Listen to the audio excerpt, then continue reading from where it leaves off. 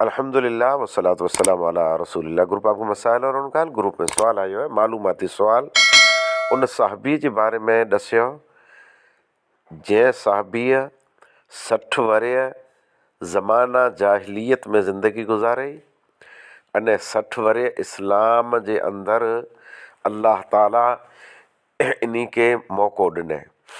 साहबी तंहिंजे बारे में मुझे ख्याल से हज़रत हकीम बिन हिज़ाम रज़ी अल्लाह ताला अन्हो ऐं उम्मुल मोमिनीन सैयदा खदीजतुल कुबरा रज़ी अल्लाह ताला अन्हा जा भातरी आई अने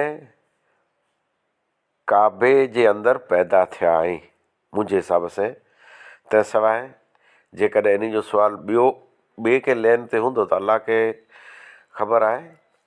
हज़रत हकीम बिन हिज़ाम 120 वरे इन जी उमिरि आहे। 60 वरे इस्लाम खां पहिरीं 60 वरे जी उमिरि में इस्लाम में आया त 60 वरे इस्लाम खां पुठियां थियनि था।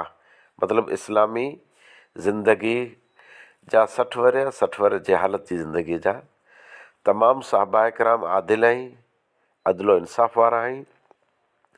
अने अल्लाह जो हुकुम है त साहबा किराम कामिल मोमिन, अल्लाह उन्हीं थी राज़ी थियो, उन्हीं जे अमल थी राज़ी थियो।